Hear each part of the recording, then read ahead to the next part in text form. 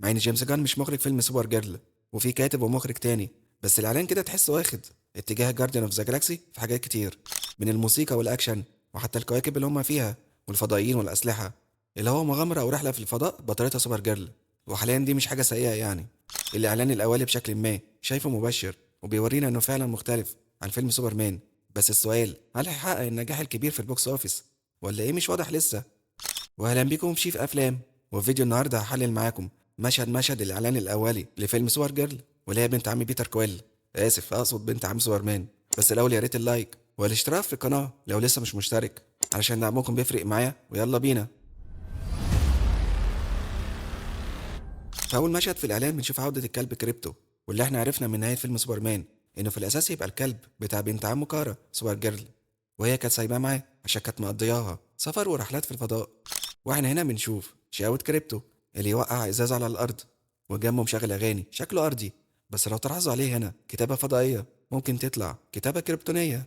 بعدين الكاميرا تمشي مع كريبتو عشان نشوفه يعمل حمام على جورنال من الديلي بلانيت. وزي ما انتم شايفين العنوان الرئيسي بيقول سوبرمان بينقذ مدينة من انفجار مفاعل نووي. في خبر تاني صغير تحت مكتوب فيه سوبر جيرل بتنقذ قطة، وده ممكن تلميح أو إشارة لما شفنا في فيلم سوبرمان القديم نسخة كريستوفر ريف وهو بينقذ قطة من على الشجرة زي ما انتم شايفين.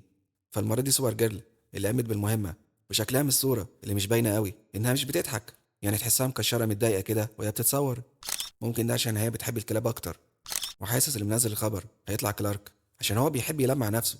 طبعا حوار ان كريبتو بيعمل حمام على صورة فيها سوبرمان ممكن ناس تفكر انها مقصودة شوية في ان كريبتو بيحب كارا اكتر وبقى معاها، او في ناس تانية تاخدها اللي هو بص شوف عشان فيلم سوبرمان مش حلو والكلام ده.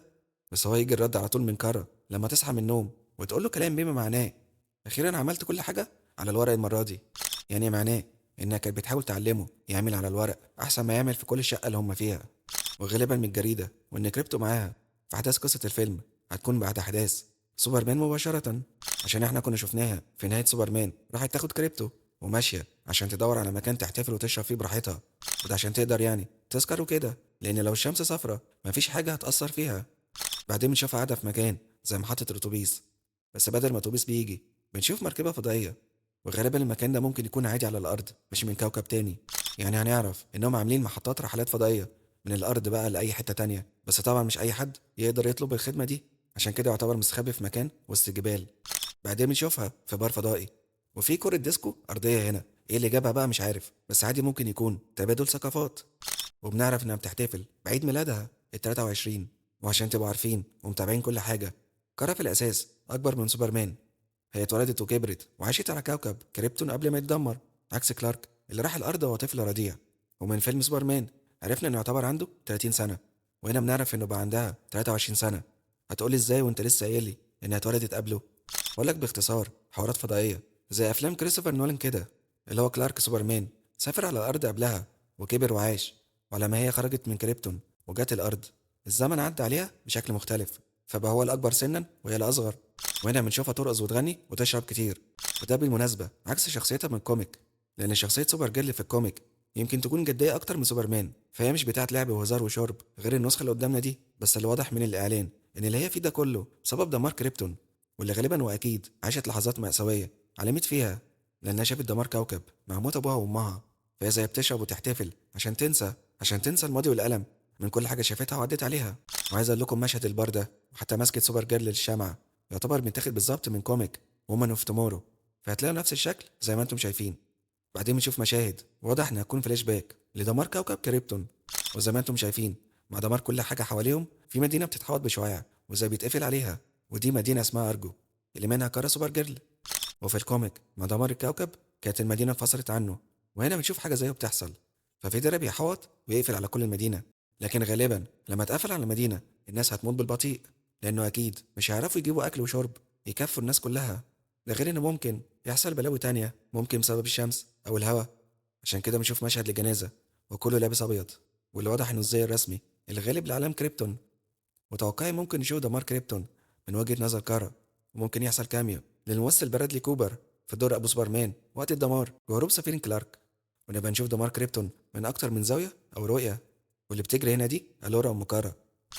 بعدين بنشوفها قاعدة مع واحدة تقول لها انا ما كنتش اعرف ان في منكم لسه حي، وده يقولك إن الغالبية عارفة إن مفيش حد من كريبتون نجا، والبنت اللي بتتكلم دي اسمها روسي، واللي قصتها إن في سفاح اسمه كريم قتل أبوها قصاد عينيها بالسيف، وحتى كان ساب السيف على ظهره زي ما واضح من صورة الكوميك.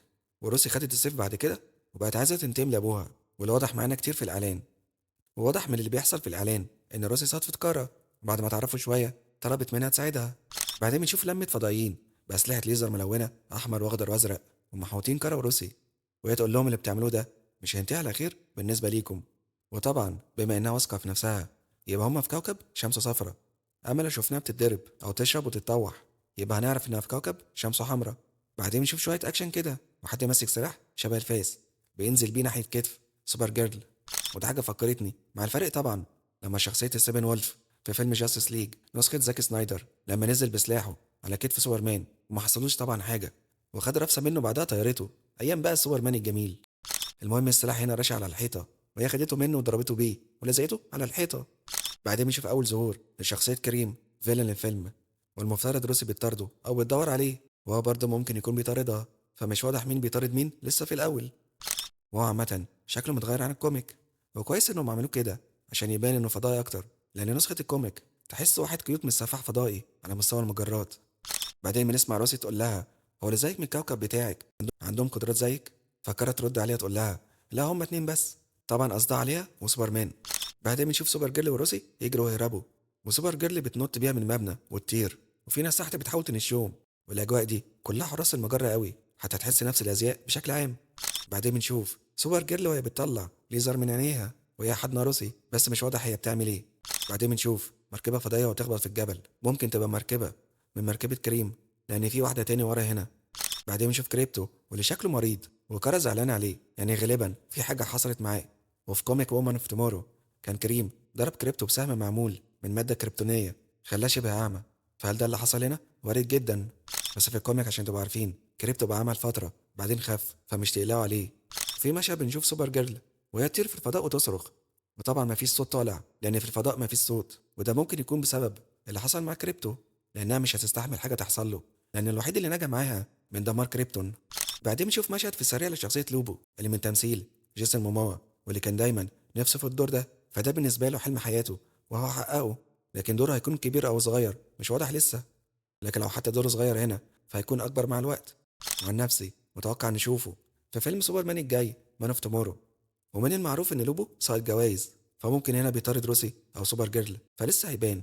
بعدين بنشوف روسي بتسال هو سوبرمان عامل ازاي، وهنا كارا تقول لها ان واحد بيشوف الخير في كل الناس لكن انا بشوف الحقيقه بس. فده معناه ان سوبر جيرل غير شخصيه سوبرمان اللي شفناه يحاول يفهم ليكس انه زيه زي الانسان الطبيعي اللي يصحى من النوم ويبقى مش عارف هيعمل ايه بعد كده في يومه. لكن سوبر جيرل مش ساذجه، مش بيصدق اي حد، وده طبعا عشان في فرق كبير بينهم. فهي اتولدت وكبرت على كوكب فضائي، لكن سوبرمان كبر واتربى على الارض، وعشان كده الاتنين مختلفين. بعدين بنشوف سوبر جيرل وهي بتطير، بعدين بنشوفها بكامل زيها والشمس وراها وهي مبتسمة، يعني غالبا هنشوف إن عدت برحلة طويلة من الشرب لحد ما بقت السوبر هيرو. ونشوفها بعد كده في شوية مشاهد أكشن وبتضرب ناس على المركبة الفضائية، والإعلان بينتهي بشعار اللوجو بتاع الاسم، والفيلم هينزل على شهر 6 القادم. وزي ما قلت الإعلان الأولي مبشر مش وحش، لكن حاسس حوارات الفيلن اللي موجود مش هتبقى قد كده، يعني فيلن في خطورة لكن العادي مش يقلق أو يخوف. ومنتظر أشوف شخصية لوبو جدا. وبس كده ده هيكون نهاية شرحي وتحليلي لكل مشاهد الإعلان الأولي من فيلم سوبر جيرل، الفيلم الجديد في عالم دي سي الجديد. وأتمنى الفيديو يعجبكم، وهستنى أعرف رأيكم في التعليقات. وفي الآخر يا ريت محدش ينسى اللايك والاشتراك في القناة لو لسه مش مشترك، وتفعلوا جرس التنبيهات، وفولو صفحات شيف أفلام على التيك توك والإنستجرام عشان يوصل لكم كل جديد. سلام.